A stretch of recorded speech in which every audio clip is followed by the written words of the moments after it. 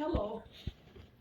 To continue my story where I left off on our house and moving into a rented place. When Lynn found out, Lynn was not living at home, and when he found out that Dad had lost the house, he was crushed. He would have helped financially if he had known it, but Dad said it was towards the end of the Depression, the worst part of the Depression, and he did not want to bother Lynn or any of the kids with it. He just gave up the house.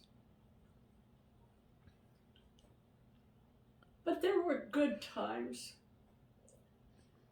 that Lynn and Irma told me about.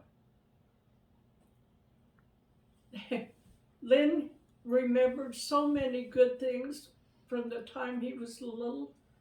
I've told you about the New Year's Eve or the New Year's dinner.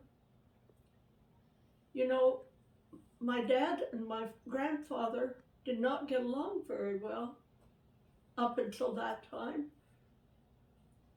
But it says something from my dad that he invited his father-in-law to come to our house for that special occasion and to bring members of the second family with him.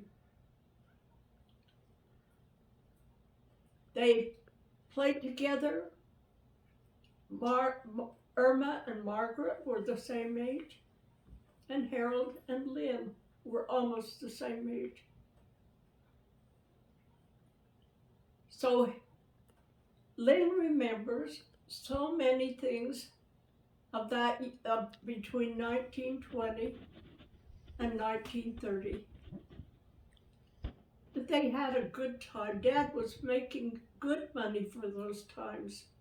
The Depression had not yet started. He was providing for his family. Lynn said that they had everything that they needed. They were living in the Crook home. They were happy getting things for Christmas, birthdays, enjoying life. And then, of course, the Depression hit. But we did not feel the pains of the Depression until the mid-1930s. And by the time I can remember, when I was 4 and 5, it was pretty severe. Irma remembers Daddy working for the WPA. One of his jobs was to work on the irrigation ditches. And the supervisor said it was such good work. He kept commenting about what a good employee that Dad was. They all remember living in the Crook house. It was kitty-cornered from the school. They would come home and listen to Dad during the World Series. Dad had everything out, who was playing, what base they were playing, and so forth.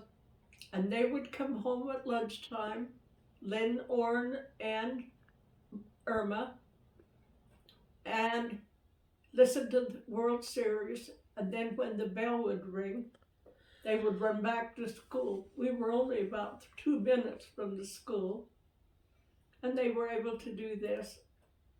Irma remembers Daddy at one time giving her an elephant, ceramic elephant, with a toothbrush and toothpaste. And she said she loved to brush her teeth, and it lasted all her life. She also remembers Dad being clean. He always made sure he had clean clothes that he put on every day. That must have been hard on Mom to keep up the washing and the ironing. But they were a happy family. It was good times until the Depression hit. Irma remembers that many things about Daddy. She loved him like I did. She had good memories.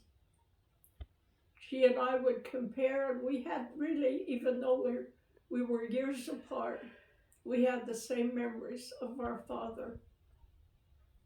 One of the things is that he really was a studier, and he made sure they did their homework, and he would listen to them, and he always expected Irma to be as well read and as smart as Lynn and Orrin, even though she was younger than they were.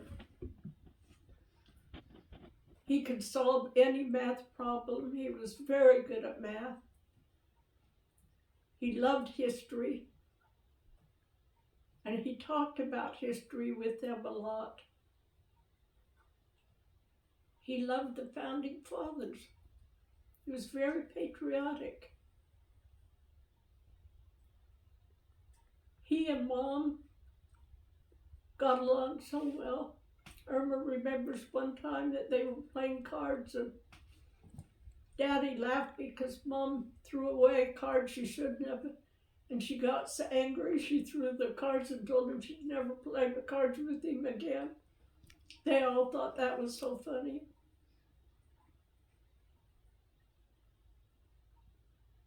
I had a great childhood, as did they.